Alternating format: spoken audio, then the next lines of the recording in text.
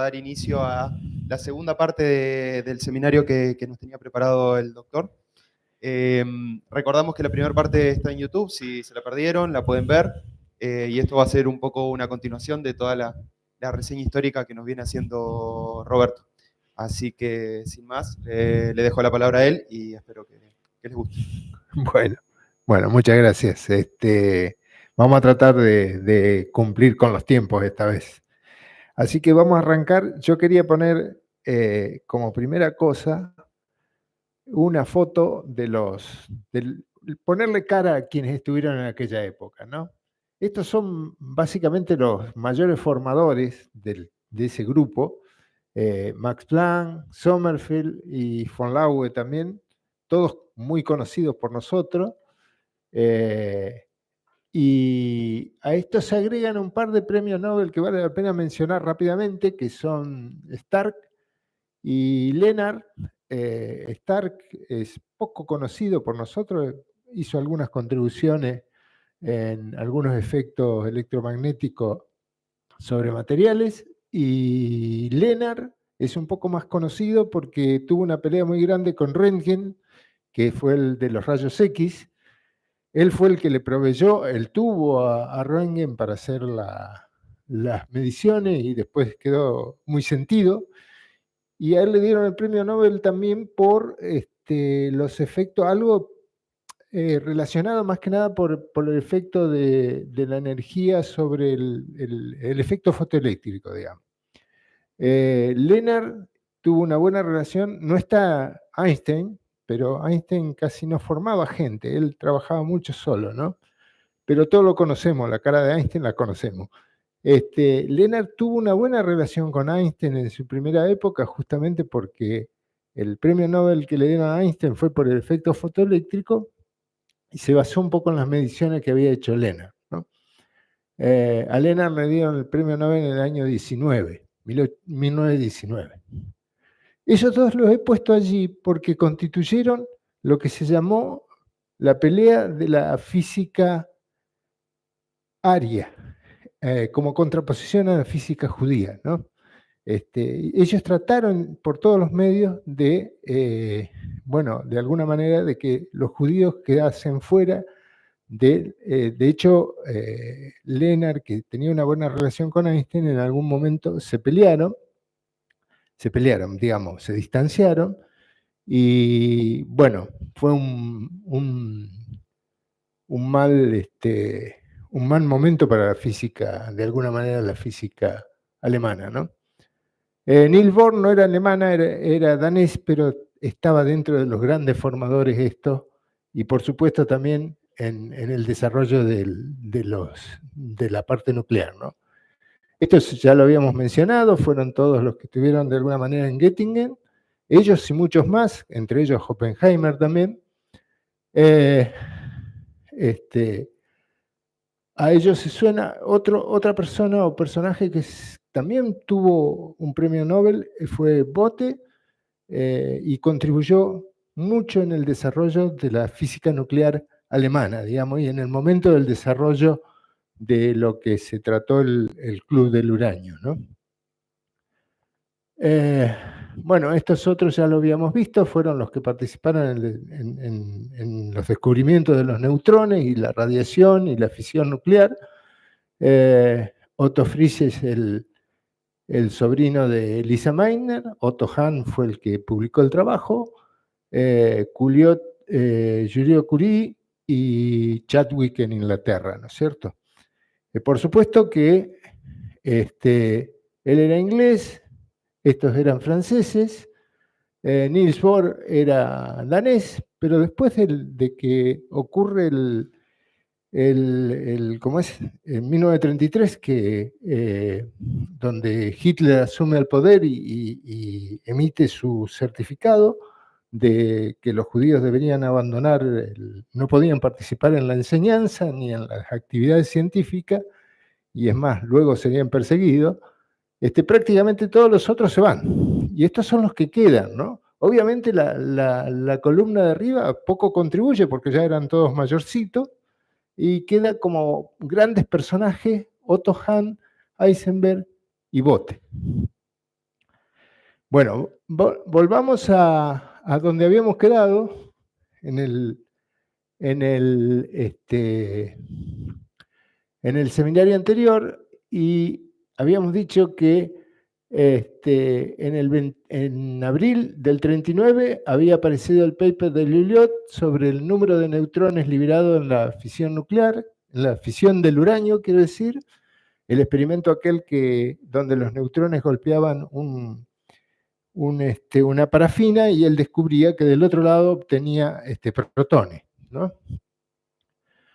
Aparece otro personaje que es William Hanley, que sobre la base de este paper organiza un coloquio en Göttingen donde asisten George Jost, que era un personaje también bastante conocido, que era el que había publicado un libro de enseñanza muy, muy usado en esa época, y informa al gobierno de las implicancias que podía tener esto en el desarrollo de las armas. La nota esa que hace Jost, llega a un personaje que es Abraham Esso, que tuvo mucha influencia en su momento, que tuvo a cargo una buena parte del programa nuclear alemán. Después lo vamos a ver. Ya él no es tan conocido por nosotros, por lo menos hoy en día, no ha dejado una... ¿Ahí? ¿Se escucha? ¿Anda? Ah, bueno. No ha dejado una impronta tan importante como lo que ocurrió con los anteriores que hemos mostrado, ¿no? Entonces yo organizo una reunión, estamos, fíjense, cuando se publica el paper de Juliette Curie, prácticamente 7 días después, una semana después, yo organizo una reunión con la presencia de, entre otros, de Jost, el propio Jost, William Hanley, que es otro físico más o menos conocido, Walter Bothe, que lo habíamos visto, que es más que nada químico, más que físico, Hans Geiger, que también lo conocemos por el contador, Joseph Matthaus, también es un físico de menor cuantía si se compara con los otros, y en realidad viene en representación de Hahn porque debería haber ido Lisa Meitner y fue Hahn. Obviamente Lisa Meitner ya se había escapado. Eso le propuso al gobierno cuidar las reservas de uráneos alemanas. Ya en ese momento ya estaba preocupado por la posibilidad de usar el uranio. En abril, el 29 de abril, fíjense que es el mismo día, Bohr daba una conferencia en Estados Unidos donde hablaba de la reacción en cadena, pero daba por descartada la posibilidad de poder obtener uranio 235, dada la mínima proporción que uno tiene de uranio 235 en el mineral natural, ¿no? Bueno, en abril 24, o sea, muy, muy cerquita de las otras reuniones, sin conocimiento de eso, o sea que ahí empiezan los disturbios, hay otro personaje que se llama Paul Hartek, que era un químico, y secundado por otro, bueno, acá está más o menos, Hartek, químico austríaco formado en Bodenstein, primero en proponer reacción en cadena, y Gross, adjunto de Hartek, se formó con Gerlach y fue asistente de Stern. Bueno, ellos son los primeros que avisan a la oficina alemana a la Wehrmacht, ¿no?, de guerra sobre la potencialidad de un arma nuclear. Los primeros que avisan por el lado de la parte del ejército, los otros habían sido más por el lado de SOE. SOE trabajaba en una oficina que era secundaria en ese aspecto, ¿no? Desde la oficina Erich Schumann era también un físico, en esa época estaban en todas partes, ¿no? Erich Schumann era un físico que se dedicaba sobre todo a cuestiones de explosivos y acústica, ¿no? Y con él trabajaba Kurt Diebner, que se va a transformar en uno de los expertos nucleares y que va a desarrollar lo que pudo desarrollar Alemania en su momento, ¿no? Bueno, perdón. Siempre me pasa lo mismo. Diebner era un físico del área nuclear, bueno, después se transformó en un físico del área nuclear de poca trascendencia, asesor del Ministerio de Schumann, que era especialista destacado en acústica y en explosivos, ¿no? Se generan dos frentes.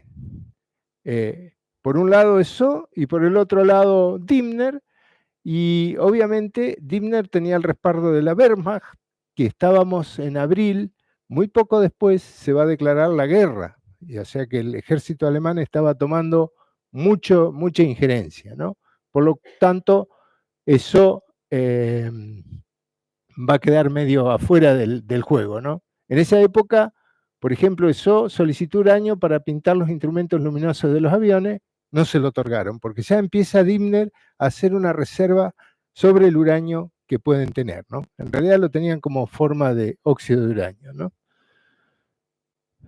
La misma semana, un colaborador de Heisenberg, Erich Bagge, fue comisionado por la Oficina de Guerra para organizar una reunión sobre el tema de fisión y posibilidades de usarla como armamento. O sea, ahí, fíjense que estamos antes casi de que comience la Segunda Guerra Mundial, ya están pensando en el uranio como con una posibilidad de usarlo como armamento, mientras que ni los ingleses ni los americanos todavía tenían eso en mente, ¿no? O sea, si se quiere, estaban muy adelantados. En septiembre de 16 asiste a esa reunión, Bothe, Geiger, Hahn, Dimner y Fluge. Fluge es un autor fue el autor de con Dorst del paper que estuvo un poquito después que el de Lisa Meitner, apenas unos días después, sobre la posibilidad de usar el uranio como liberación de energía, ¿no? Septiembre 16, la invasión a Polonia es en septiembre 1, o sea que estamos muy cerquita ahora sí de donde es el comienzo de la guerra, ¿no?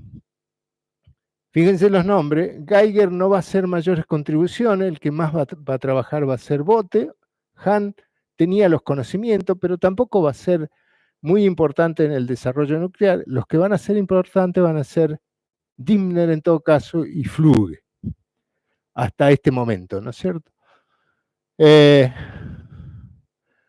La reunión ocurre el 16 de septiembre de 1939 y se hace 2 semanas luego del paper de Boris Wheeler. El paper de Boris Wheeler es el que dice que deja claro que el uranio 235 es el que se debe usar. Este es el trabajo que se puede ver en internet, se lo puede bajar.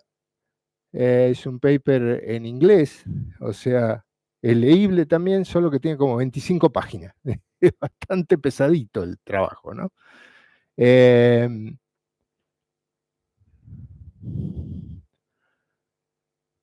Bueno, como resultado de esa reunión, la reunión que les mencionaba antes, se sugiere la creación de laboratorio específico en Gottow, es una zona cerca de Berlín, a cargo de Dimner, o sea, ese Dimner que les mencioné antes empieza a tener mucha importancia, y por sugerencia de Bagge se pide que se incorpore Heisenberg para trabajar. Heisenberg, acuérdense, era un personaje en ese momento en Alemania, era como todo un héroe porque había recibido el premio Nobel con apenas 30 y pico de años, 31 años creo que tenía.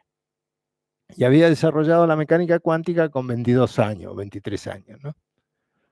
Uf. En los 10 días posteriores a la reunión hay algunos avances. Heisenberg concluye que hay 2 rutas para el uso de la fisión, la construcción de un reactor, si se tiene un moderador adecuado. Acuérdense, el moderador lo que hace es tomar los neutrones y bajar su energía para que pueda fisionar. La energía del neutrón tiene que ser una energía relativamente baja, ¿no? Hertz diseña y construye un separador usando la difusión de Clausius-Dickel. Ahora después hay una pequeña dibujito de cómo es el sistema de difusión para separar los isótopos, porque lo que interesaba era tener uranio 235 y no uranio 238. Y Bragg investiga la colisión de neutrones con agua pesada. Empiezan a ver cuál es el moderador más adecuado.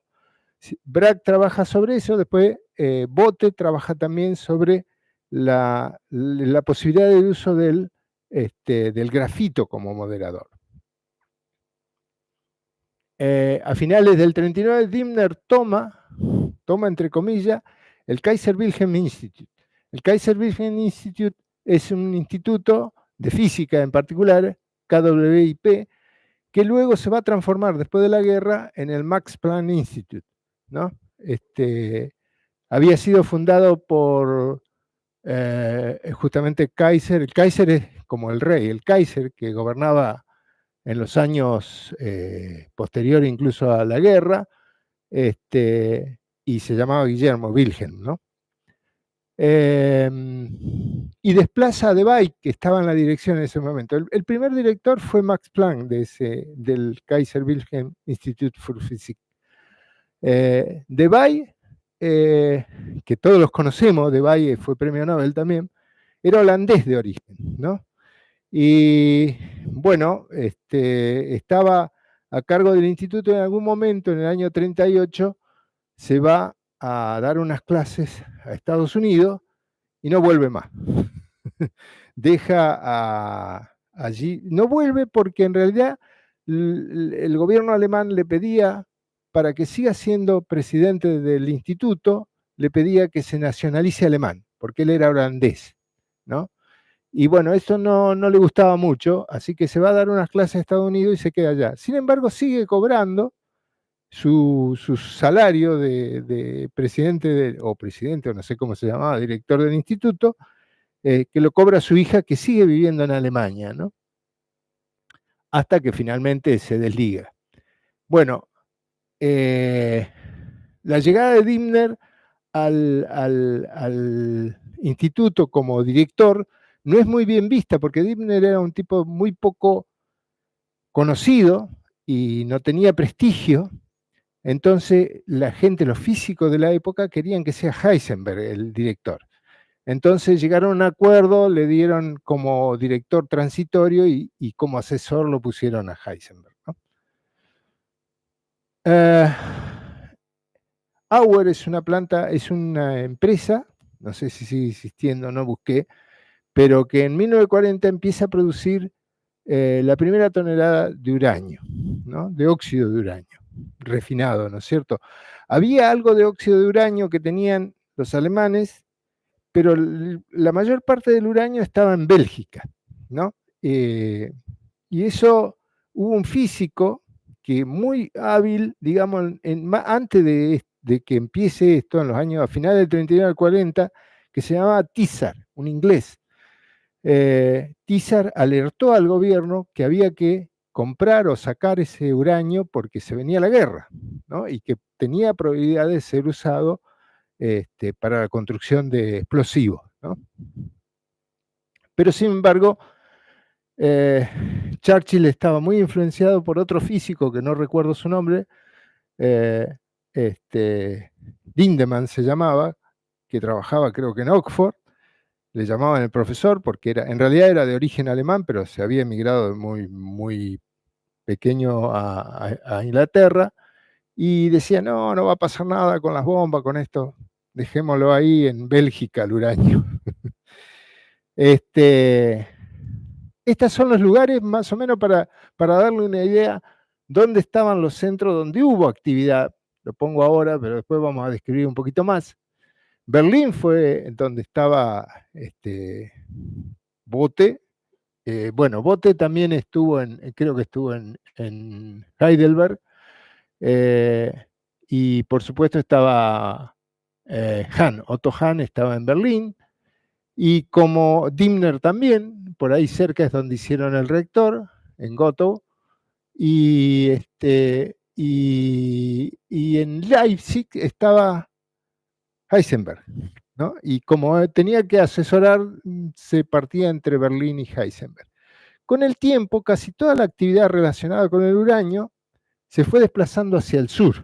Fíjense que acá hay un montón de lugares donde hubo actividad en relación con la producción de uranio, no la producción más que nada, la producción o intento de hacer un reactor, ¿no? ¿Y por qué están ahí? están ahí porque aquella zona estaba mucho más cerca de Inglaterra y era muy bombardeada, ¿no? Así que en esto que ocurre en la Selva Negra está mucho más lejos, tienen menos probabilidad de llegar los aviones, ¿no? Sobre todo ese traslado se ocurre después de que Norteamérica entra en la guerra, ¿no? Bueno, se le pide a Heisenberg que haga un reporte de la situación. En diciembre del 39 hace un primer esquema de reactor muy básico, considerando que necesitaría, sin un claro cálculo, por lo menos yo no lo he encontrado, de este orden de 1 tonelada de uranio y 1,2 toneladas de agua pesada, ¿no?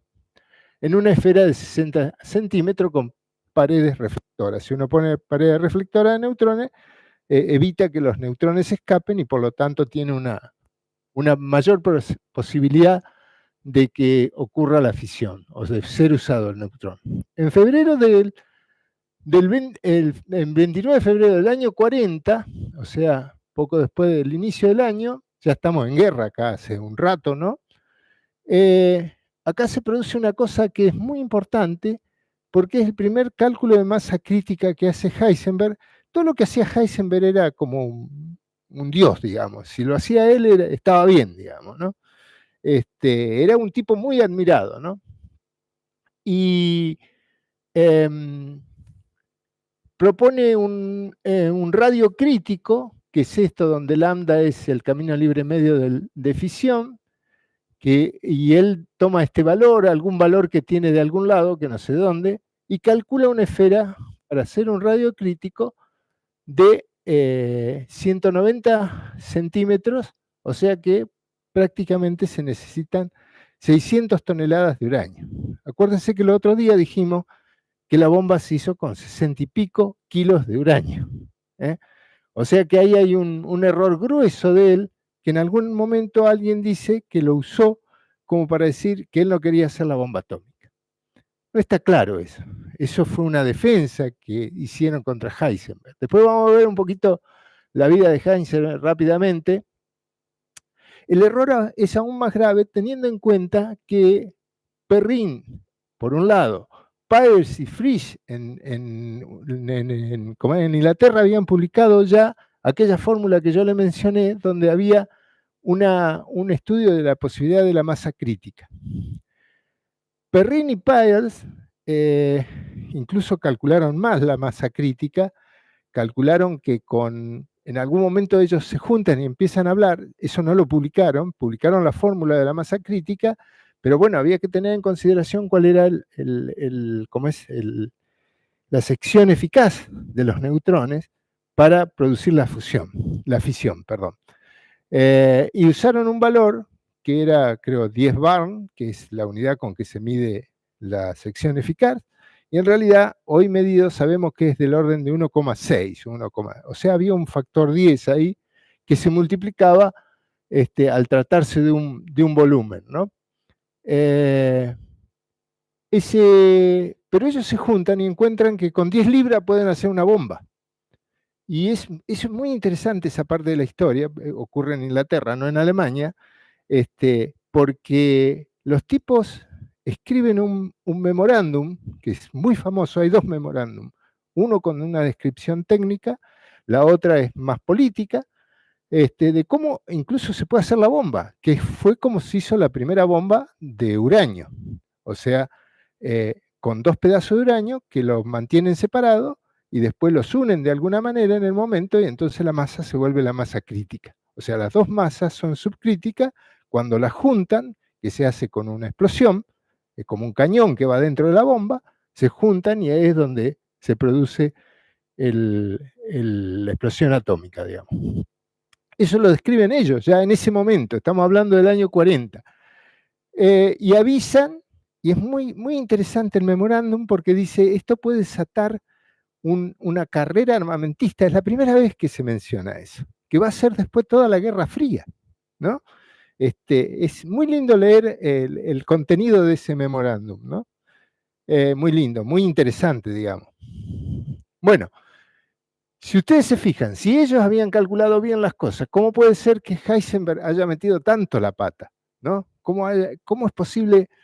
Bueno, porque nadie es perfecto. Por más que uno sea premio Nobel a los 30 años, también la puede errar.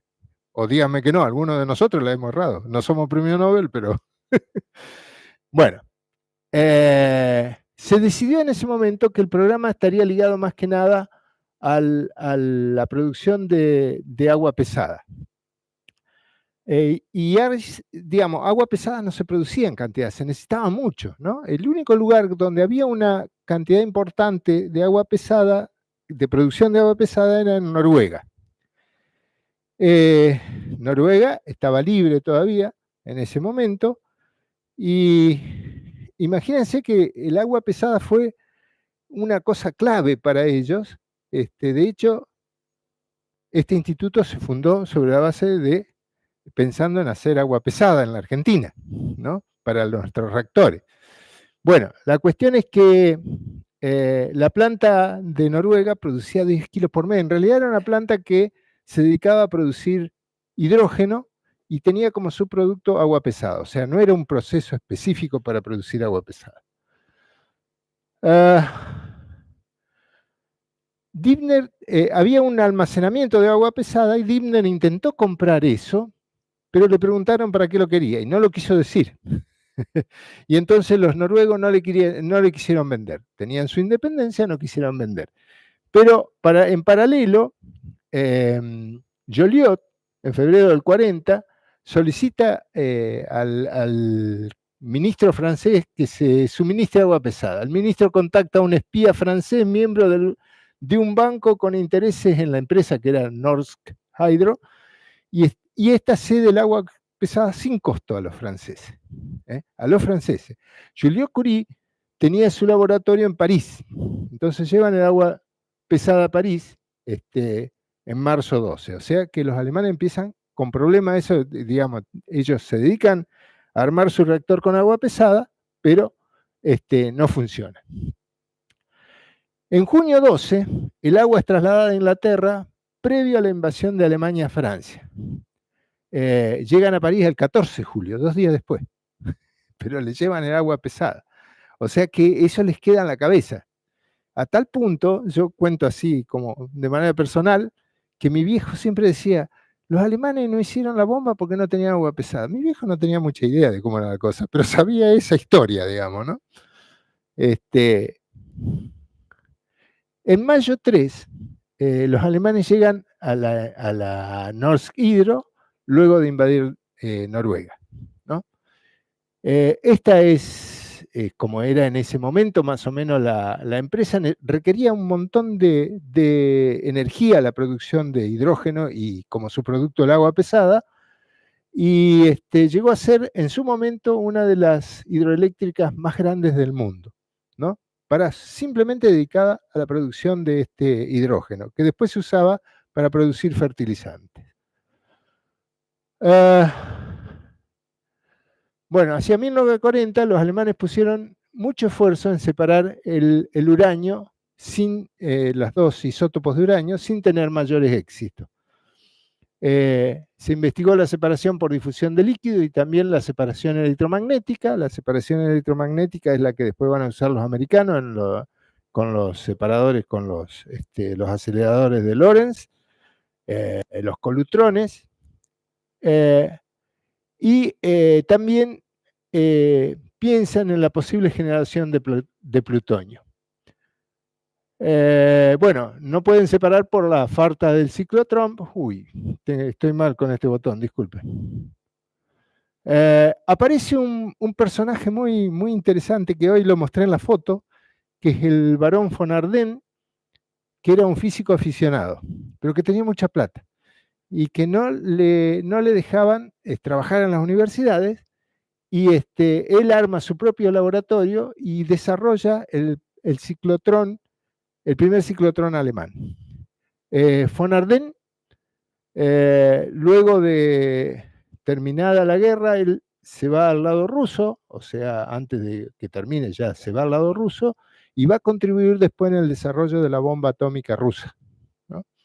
Es un tipo bueno, digamos, pero no sé por qué no lo dejaban laburar. Él ponía sus propias reglas en su laboratorio.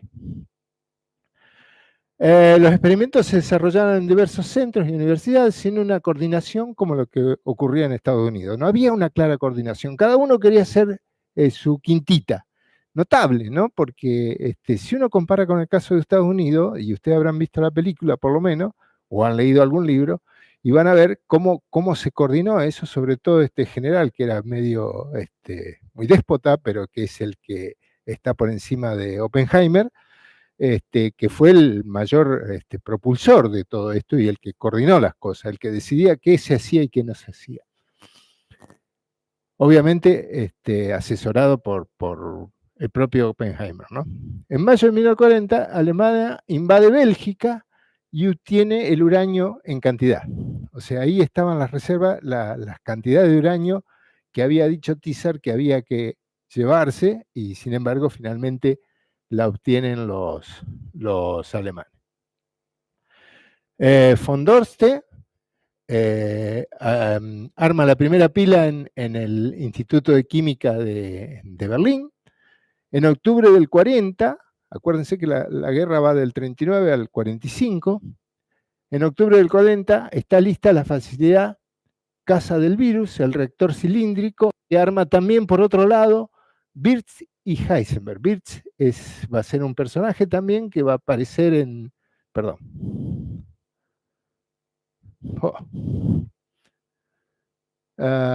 Bueno, vamos a seguir.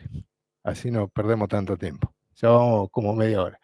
Bote concluye a partir de mediciones que la captura de neutrones con grafito es excesivo, y eso es un tema que fue muy importante porque en América, cuando arma su reactor Fermi, está por ahí, creo que es Leo Szilard o alguno de ellos que eran ingenieros químicos y habían trabajado en una fábrica en Hungría, porque era húngaro, no sé si era él o Wigner, habían trabajado en fabricar carbono y sabían que el berilo, pues el boro o el nitrógeno pueden ser impurezas comunes en la fabricación.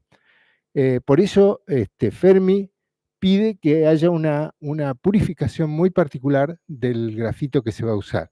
En cambio, Bote no sabía de eso, no estaba al tanto de eso. A ver, el nitrógeno, el boro o el berilo, todos tienen una alta sección eficaz de captura. Entonces se pierden los neutrones, ¿no es cierto? Bote no sabía eso y pensó que el grafito no servía como moderador, ¿no? Entonces, eso todavía pone más énfasis en el uso de agua pesada como moderador, ¿no? Se prueban varios métodos de enriquecimiento, varios de ellos y no tienen mayor éxito. El más común es el que yo les mencionaba hoy, es la difusión de Clusius-Dickel, que eran dos alemanes que habían desarrollado un método para separar isótopos. Se trata de dos cilindros, uno adentro del otro, uno que es caliente y el otro es frío, y ahí circula el gas. Los más livianos van hacia el caliente, los más fríos van hacia el otro lado, hacia el lado frío, y así se hace la separación de los isótopos. Lo habían probado con cloro y creo que algún otro isótopo que no me acuerdo, algún gas noble, no me acuerdo cuál era, y había funcionado más o menos razonablemente bien. Pero con el uranio, se usó hexafluoruro de uranio, no funcionó. No funcionó como pretendían. Aparece un fulano que este es otro personaje realmente de película, Hotterman, en el laboratorio de Manfred von Ardenne, aquel que yo les dije que era freelance, que alerta sobre la posibilidad de usar plutonio como explosivo, ¿no? Que en definitiva va a ser las bombas. Hubo 3 bombas, considerando Hiroshima, Nagasaki, y la otra es Trinity, que es el experimento el primer experimento que se hace en Los Álamos, ¿no? Las bombas de Trinity y la otra que se tiró en Nagasaki son de plutonio en realidad, no son de uranio. La bomba que se tira en Hiroshima sí es de uranio.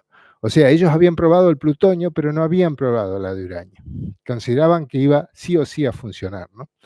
Entonces, primero, además tenían mucho más plutonio que lo que tenían de uranio como para gastar una parte en la prueba, ¿no? Me refiero a los americanos, ¿no? Los americanos, los aliados, como quieras llamarse. Houtermans había trabajado, había estado en Göttingen también, tiene algunos papers muy interesantes con Bethe, creo, sobre la fusión en las estrellas, ¿no? Habla de los primeros que hablan de fusión nuclear en las estrellas. Y en realidad tiene una novia que era Charlotte Houtermans, se la conoce así, la mujer, porque fue la mujer, que también era cotejada por Oppenheimer, ¿no? Houtermans era comunista, y como cuando empieza el régimen de Hitler, los comunistas también son acorralados de alguna manera, él se va a Inglaterra, y de Inglaterra se va a Rusia. En Rusia es apresado en algún momento, después de un tiempo es apresado. Primero le ofrecieron un cargo, qué sé yo, después Stalin lo apresa por considerar que podía ser un espía alemán. Ahí lo torturan, le dicen que van a matar a la mujer y a los hijos que estaban ahí, pero la mujer y los hijos se habían ido, pero él no sabía, se habían alcanzado a escapar. Houtermans finalmente pasa un año casi en la cárcel, hay fotos de él muy terribles de su estado, y luego que termina, cuando Hitler hace el pacto con Stalin, Stalin le dice, bueno, llévate y lo agarra la Gestapo. Lo tiene otro tiempo preso porque puede ser un espía ruso, qué sé yo, hasta que finalmente lo libera, y von Laue, que lo conocía, le consigue un lugar para trabajar con Manfred von Harden. Houtermans se casó y el padrino de casamiento fue Pauli, ¿no? Todo unos nenes, digamos. La cosa es como tuvo cuatro casamientos, digamos, no 4 mujeres, 4 casamientos. Porque cuando se va a Rusia, la mujer se va a Estados Unidos, después se separa, se casa con otra persona y después se separa de nuevamente, con todos ellos iba teniendo hijos, ¿no? Y cuando termina la guerra, la mujer vuelve, la que era la mujer Charlotte, vuelve a Alemania, se vuelven a casar y vuelve a ser Pauli el padrino. Bueno, ese casamiento duró unos meses nada más. Y después se separó y se volvió a casar y tuvo hijos con otra mujer. En fin, todo un personaje. Y una cosa interesante, porque en algún momento a Houtermans le permiten salir de Alemania a Suiza a una conferencia, ¿no? Eso es en el año 40 más o menos. Y 40 o 41, no me acuerdo. Desde Suiza le manda un telegrama a Wigner, que estaba en Estados Unidos, trabajando ya en el proyecto Manhattan, y le dice, apúrense que estamos sobre la marcha. Los otros no habían empezado todavía. Estábamos sobre la bomba o algo así, le dice el telegrama, ¿no? O sea que le pasó un dato súper interesante, ¿no? Que obviamente los preocupó y mucho. Pero no sabían qué era lo que estaba pasando. Imagínense que recién los americanos empiezan en el 42 más o menos a armar todo el sistema, ¿no? Oh.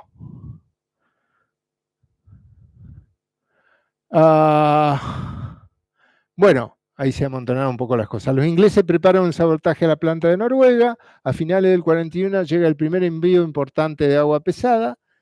En septiembre del 41, Heisenberg dice, we saw an open road ahead of us leading to the atomic bomb.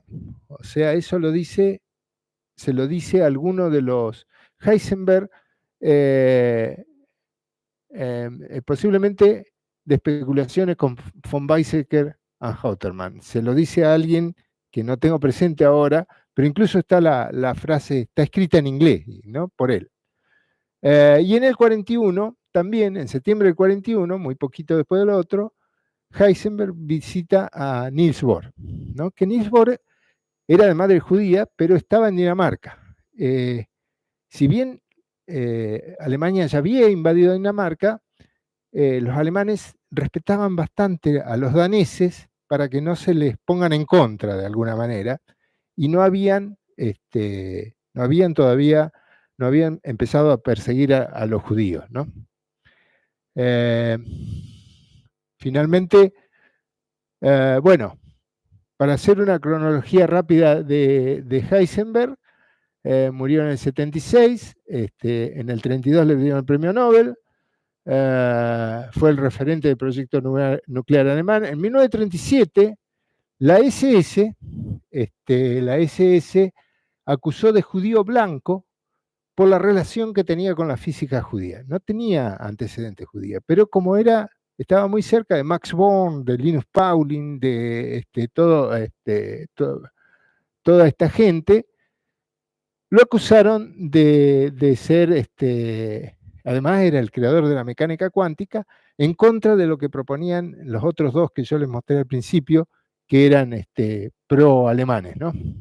Pro-arios. Afortunadamente su madre se movía en círculos sociales donde estaba la madre de Heinrich Himmler, ¿no? Heinrich Himmler fue el tipo que deportó a los, digamos, el creador del plan para el exterminio judío, ¿no?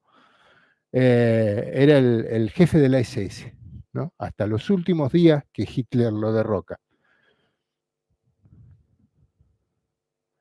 Bueno, ahí está, física judía y física aria, Philipp Lenard, Johannes Stark, Hans Geiger eran los de la física aria. No tuvieron en realidad mucha repercusión, por suerte para ellos, digamos, para Heisenberg y demás gente que eran gente de valía, pero bueno, como resarcimiento por la persecución que había tenido, le dan la posibilidad a Heisenberg de visitar a Bohr, parte de rehabilitación, se dice, que se lo concedió el gobierno. Él visita a Bohr, que estaba en Dinamarca todavía, según mucha gente, incluso el propio Bethe, dice que nunca se declaró nazi, pero creía que Alemania podía ganar la guerra. Ante colegas holandeses, mencionó que Europa no podía ser gobernada por una democracia, que tenía que ser Alemania y la contraparte era el comunismo, Rusia, ¿no? Heisenberg. Sí, hay todo. No, esto decía Heisenberg. No, Bohr hay otras cuestiones para también. Después viene el encuentro, ¿no? Ese es un encuentro muy famoso, que hasta hay una obra de teatro que se llama Copenhagen, ¿no? Que lamentablemente no la he visto, pero hay gente que la ha representado acá en Santa Fe, ¿no? Heisenberg pasó 2 años bajo la tutela de Bohr entre el 26 y el 27. En el 25 es cuando se va, un poquito antes, pero también desde Dinamarca, se va a una isla que se llama Helgoland, el libro que me prestó Silvano alguna vez o que me lo recomendó. Se va a Helgoland porque él sufría de una cosa que se llama fiebre de Leno, ¿no? Entonces en Helgoland es una isla que está cerca de Dinamarca, entre Alemania y Dinamarca, por ahí, y bueno, es medio turístico, y ahí va solo, y vive solo 2 semanas. En 2 semanas se le ocurre la formulación matricial de la mecánica cuántica, ¿no? Y es muy combatido porque los físicos no entendían de esto de las matrices. No usaban matrices, y entonces por eso los otros dicen, no puede ser, y llevó mucho tiempo, incluso después cuando viene Schrödinger con la ecuación de onda, se produce todo un encuentro ahí entre los dos. Schrödinger va a Göttingen a dar un seminario y Heisenberg lo critica, y era un tipo muy jovencito en ese momento, ¿no? Bueno, vamos a hacer rápidamente. En el 41, Heisenberg visita el German Scientific Institute en Copenhague. Era una cosa que habían hecho los alemanes para decir que ellos eran buenos también haciendo ciencia. Bohr permaneció en Dinamarca hasta el año 43, siendo hijo de madre judía, debió escapar cuando se enteró que podía ser deportado. En algún momento alguien le avisa, mirá, los alemanes ya no nos van a respetar. Él se escapa en una embarcación hasta Suecia, así un barquito pescador casi, y en Suecia lo recoge un avión que habían mandado los ingleses. Viaja, es un avión bombardero, un Mosquito se llamaban, y viaja en el lugar del bombardero. Pero era un avión, un bombardero que para esa época era muy avanzado y volaba muy alto. Volaba a casi 10.000 metros y entonces había que usar máscara de gas. Heisenberg era muy cabezón, muy grande. Entonces va en el compartimento del bombardero y el piloto y el copiloto se comunican por un sistema de comunicación de micrófono. Pero le van hablando y en algún momento no lo escuchan más, no les responde. Entonces el piloto, por suerte, se da cuenta y dice, a este se le salió la máscara o algo así, porque era demasiado grande su cabeza, y entonces baja y vuela a 3.000 metros. Por supuesto, cuando llegan a Inglaterra, el tipo está desmayado, digamos, en el compartimento. Le salvó la vida el piloto, ¿no? Y bueno, de ahí se va a Estados Unidos, ya de una manera más formal, ¿no? Durante la visita tiene oportunidad de hablar con Bohr, la visita me refiero de Heisenberg a Bohr, la charla fue privada, nunca se supo exactamente qué es lo que pasó ahí, aparentemente porque Bohr sabía que era espiado, no hay un registro de lo que fue esa charla. Pero hay muchas especulaciones respecto al contenido, generó una obra de teatro, como le decía, que es la que se llama Copenhague. Bethe sospecha que a través de Niels Bohr quería informar a los aliados que Alemania solo trabajaba en reactores, que era lo que estaban haciendo. No estaban todavía pensando en la bomba, había algunos que ya especulaban con la bomba, pero lo que estaban trabajando eran reactores. De los reactores iban a llevar a la producción de plutonio y el plutonio sí podía usarse, ¿no? En realidad, lo que hace Heisenberg le entrega un dibujo que Bohr lleva a Estados Unidos, es un esquema que aparentemente es un reactor, pero no se sabe bien, ahí no se sabe bien qué pasó, qué era lo que decía, que el dibujo no sé si existe, creo que no, pero fue toda una incógnita, ¿no? En el 2002 se publicaron algunas cartas nunca enviadas de Niels Bohr a Werner Heisenberg. O sea, Bohr quedó peleado a partir de ahí porque él consideraba que, digamos, Heisenberg debería haber trabajado para los aliados, no para los nazis. Y en esas cartas Niels Bohr le recrimina que la propuesta de Werner Heisenberg era que Alemania ganaba la guerra, ¿no? Eso era lo que decía, o lo que creía Niels Bohr. Son cartas que nunca se publicaron, que aparecieron recién en el 2002 cuando la familia decidió entregarlas.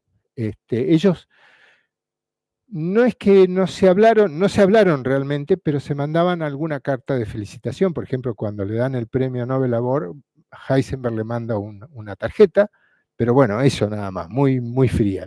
Nunca se reconciliaron, ¿no? Fueron los padres de la mecánica cuántica, ¿no?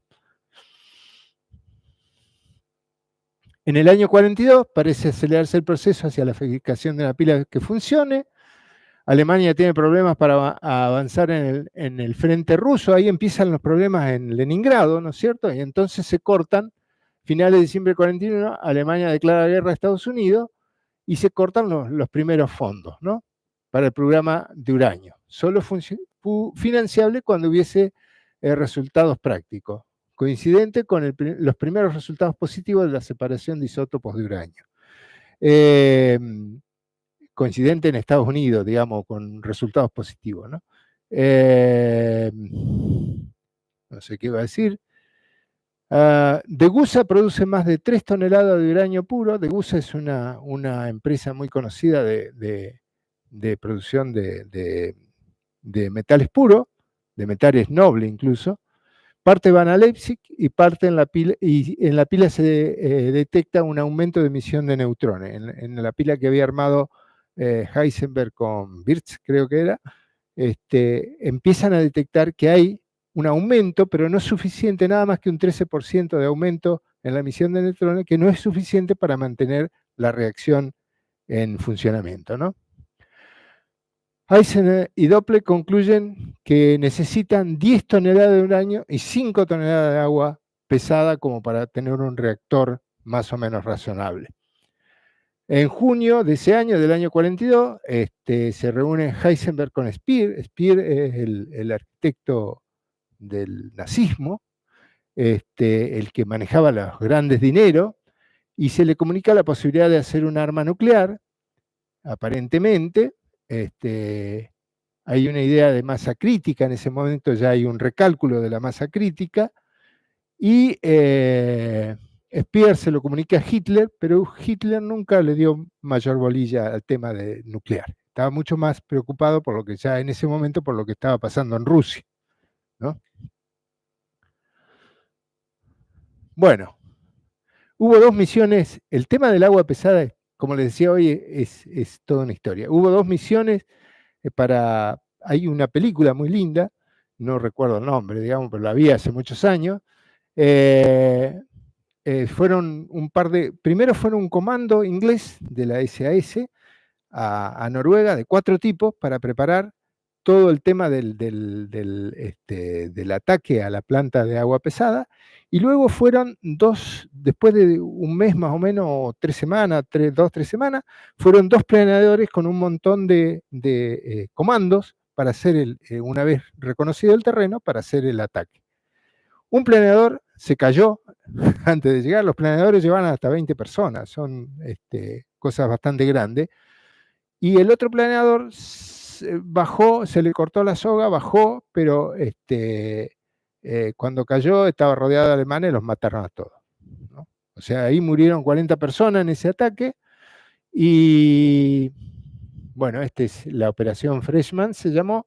El último intento fue ejecutado por otro grupo, Gunnerside, tuvo éxito en febrero del 43, atacó la planta, bombardeó, puso una bomba en el contenido de la planta, y ahí se perdieron, no me acuerdo si, 350 litros de agua pesada, que era nada para lo que necesitaban los alemanes, ¿no? La planta tardó 4 meses en ser reparada.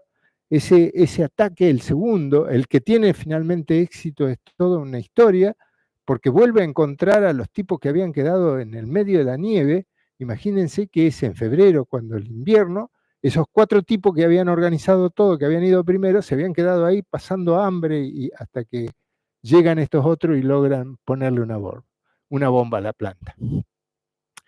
En el año 43, recién a finales del 42, por pedido no es el 43, el 42, pero a finales, por pedido de SO, se centraliza la actividad, ¿no? O sea, SO es nombrado, designado, Mariscal del Imperio Plenipotenciario para la Física Nuclear. ¿Qué tal el nombre? Pero no funcionó, tampoco funcionó. O sea, la unificación, a pesar de ello, siguen actividades separadas. Dimner en Gotha, Heisenberg en Berlín y Leipzig. La geometría propuesta por Dimner se parecía bastante a la de Fermi, solo que usando parafina como moderador. Heisenberg insistía sobre un reactor con placas, porque dicen que era más fácil para calcularlo. Heisenberg era teórico. Entonces dice, yo podía calcular las placas, lo otro no lo puedo calcular. Entonces él proponía que se haga placa. Finalmente termina siendo el diseño de Dimner el que termina formándose. En noviembre del 43 bombardearon Fermo, Noruega, cayeron 700 bombas, 3 impactaron en la tubería, desarmaron la fábrica de agua pesada. En esa época bombardearon la fábrica de Degussa también, parando la producción de cubos de uranio, porque el reactor alemán se hizo con cubos de uranio.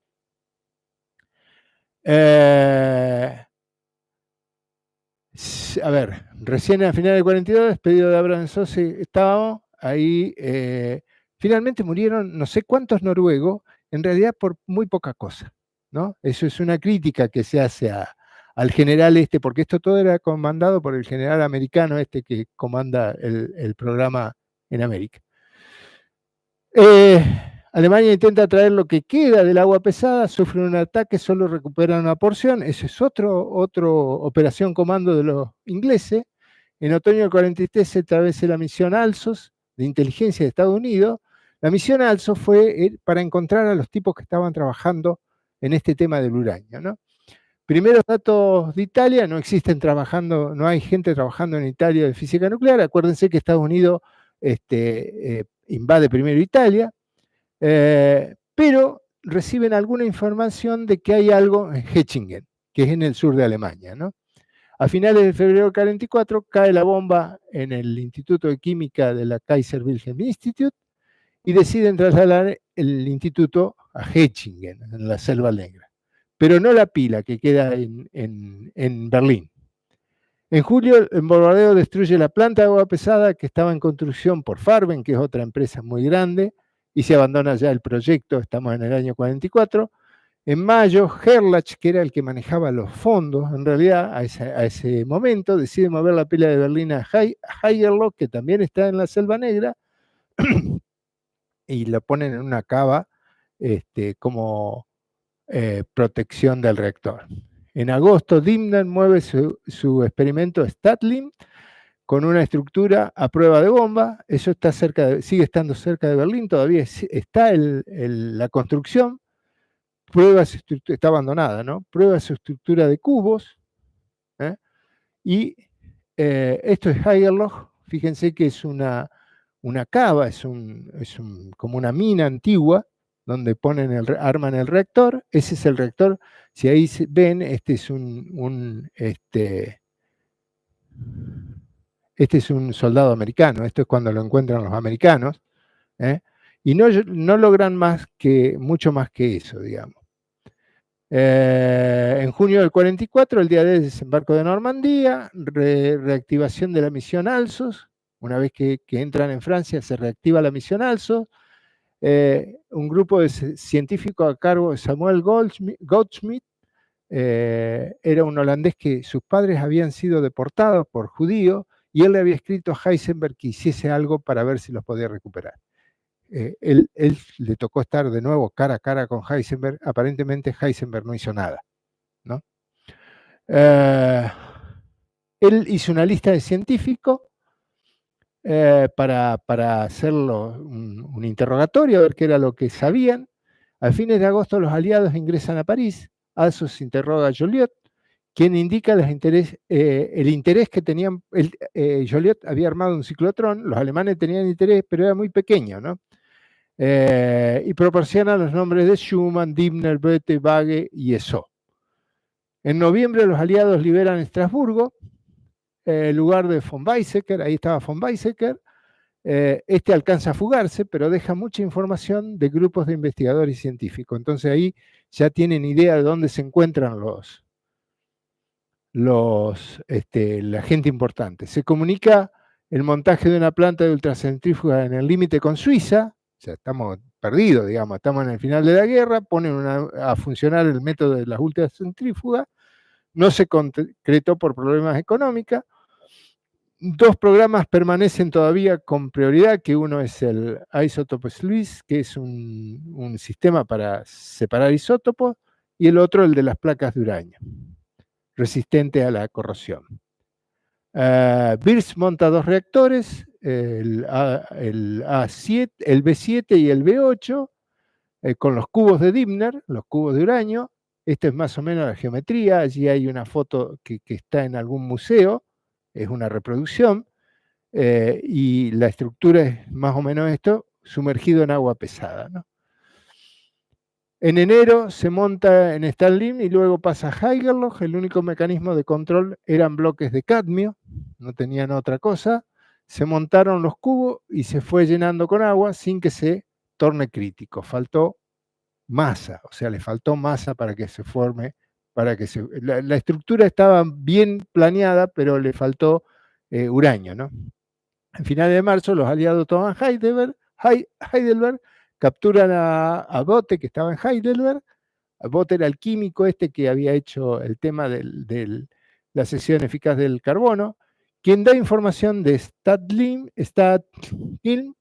Haigerloch y Hechingen, o sea, ya dice, bueno, ya está, ¿no? Encuentran el uranio que compró Alemania y es enviado a Estados Unidos. El uranio que compró Alemania es enviado a Estados Unidos porque tenían miedo que los rusos se hagan con ese uranio. Entonces, venga para acá. No solo los científicos, sino también los materiales que tenían. Se produce una carrera para capturar documentos y científicos antes de que lleguen las tropas rusas. El final de la historia es muy, muy interesante, que es Farm Hall. Es una casa en las afueras de Londres donde son llevados algunos de los científicos. Ahí está. Son 10 científicos. Bagge, Dibner, Gerlach, Hahn, Hartek, Heisenberg, Korchin, que era uno que no pesaba demasiado, von Laue y von Weizsäcker, y Birch. Son enviados a ese lugar. Ese lugar era una casa que tenían las fuerzas, digamos, la inteligencia británica, y que la usaban como experimento estaba llena de micrófonos. Entonces graban todo lo que está ocurriendo allí. Fueron detenidos por 6 meses, porque el máximo tiempo en el cual su majestad puede detener por placer a una persona. Seamos ingleses, digamos. Durante ese periodo fueron grabadas sus conversaciones, ¿no? Y el 6 de agosto, acuérdense que creo que es el 4 de agosto que cae la bomba en Hiroshima, ¿no? El 6 de agosto se le informó a Hahn del bombardeo de Hiroshima. A Hahn, o sea, lo retira, hay un teniente que lo saca del grupo y le dice, cayó una bomba atómica en Hiroshima. Hahn quedó conmocionado, medio que se volvió loco, porque él consideraba que era su responsabilidad eso. Luego informó al resto del grupo, ¿no? A los otros 10. En un diálogo privado entre Hahn y Heisenberg, Hahn dice, no puede hacer una bomba como esa una vez a la semana. Heisenberg dice, no, prefiero pensar que Hartley tenía razón y que simplemente pusieron unas 100.000 espectrógrafos de masa o algo así.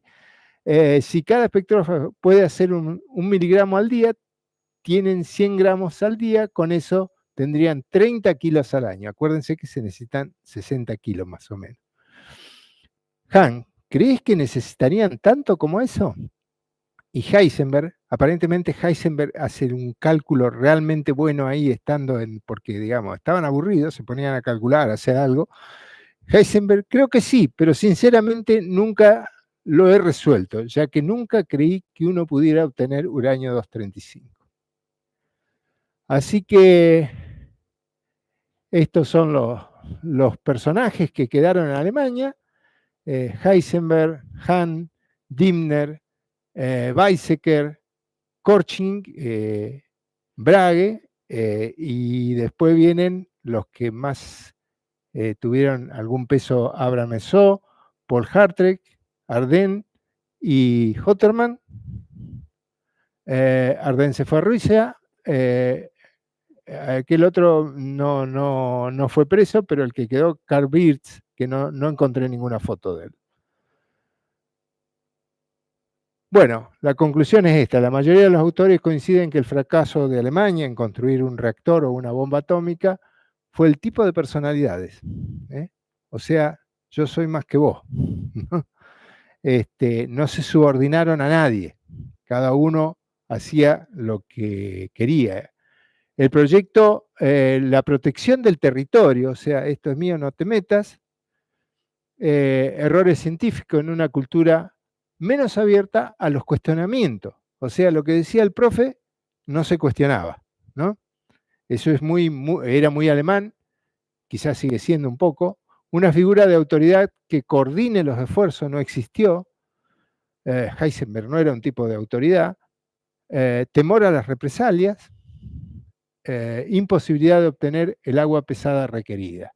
Hacia el final, los bombardeos de los aliados terminaron de destruir todo. Descreimiento de lo que los aliados podían producir la bomba atómica. Eso es muy interesante porque en esos diálogos que están grabados, dice, ellos se consideraban como los aliados venían a rescatarlo a ellos porque ellos eran los tipos que sabían cómo había que hacer las cosas, mientras que ya los otros habían hecho todo en Estados Unidos, ¿no? los presupuestos y esfuerzos que pusieron los aliados en este desarrollo fueron notablemente superiores. Tal es el caso de la K-25, la planta de difusión de Oak Ridge, y la planta I-12 de Oak Ridge. I-12 es el reactor, creo, ¿no? Y está el de los ciclotrones que termina haciendo la separación.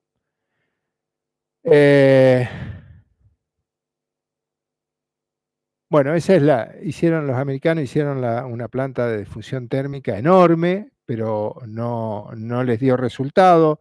Era muy poquito lo que usaban, toda una usina, el vapor de toda una usina para hacer el proceso ese de Clusius, y una planta enorme en ese momento de energía, ¿no? El K-25 es este edificio donde estaban el sistema de separación por difusión, que fue el que más resultado le dio en aquel momento del uranio. Ese edificio fue el edificio más grande en ese momento que había. Tiene 300 metros por 700 metros de profundidad, ¿no es cierto? Es enorme, enorme. Hoy no existe, lo destruyeron, no hicieron un shopping, pero da la pinta. Y tiene 4 pisos, o sea, es un área enorme, digamos. Y eso se hizo empleando 12.000 personas para trabajar haciendo eso, ¿no? Una locura. La hicieron en un año, ¿no? Este es el I-12, es el separador electromagnético que manejaba, que Lorentz lo diseñó. Para ello tuvieron que usar, no había cobre, porque el cobre se usaba para el bronce de las municiones. Entonces, necesitaban mucha corriente, son 512 ciclotrones en ese, y hay otros 2 más.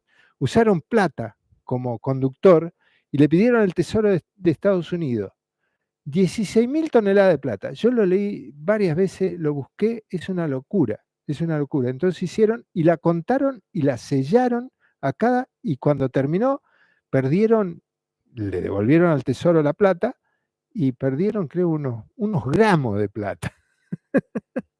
Es una barbaridad, digamos. Ese es el colutrón del separador digamos, cuando uno separa electromagnéticamente el haz del U-235 del U-238, y era manejado sin intervención de la mano del hombre. Todas mujeres eran, como dice Lelutier. Esa es la sala de control del colutrón. Y este es el reactor que se hizo, no es porque después de que Fermi hace su reactor, se hace un segundo reactor, que es se hace un segundo y después un tercero, y finalmente este que está en Hartford, que es el que saca el uranio propiamente para la primera bomba atómica, ¿no? Para la primera y la tercera, ¿no? Estos son los libros que les recomiendo. Ese es el que le dije los otros días, pero en inglés, la versión en inglés. Este es uno que está en español, pero es muy lindo porque es toda la historia de la física desde 1900 a 1940, ¿no? Es bastante interesante el libro. Este es un libro de un chileno, también está muy lindo, pero es un poco más versero, digamos, ¿no? Y finalmente, este acá, que me parece uno de los libros más serios, el que está acá abajo, la historia de la ciencia del Proyecto Manhattan. Es muy lindo ese libro. Hay un solo capítulo, lamentablemente, dedicado a la historia de Alemania, que es un poco lo que yo les acabo de contar. Bueno, espero que hayan podido seguir y me pasé de nuevo, pero terminé. Gracias. Gracias. Bueno, ¿se escucha esto? Si quedan ánimo para preguntas. Sí, si queda alguna pregunta que quieran hacer. La primera pregunta es, en realidad, porque yo tengo entendido que la pila de Fermi la hizo con daño y con grafito. Sí. ¿Por qué es tan necesaria el agua pesada en ese momento? ¿Por qué querían tanto el agua pesada? Porque habían detectado que el grafito el grafito que ellos tenían era de mala calidad. No lo supieron. Creyeron que el grafito tenía esa sección eficaz. Se descartó. Exactamente. Sí, tuvieron el berretín del agua pesada, sabían que el agua pesada funcionaba, habían medido bien la sección eficaz y de captura bueno, qué sé yo, no sé qué es lo que se mide exactamente, ¿no? Pero, digamos, la cuestión era termanizar los neutrones, ¿no?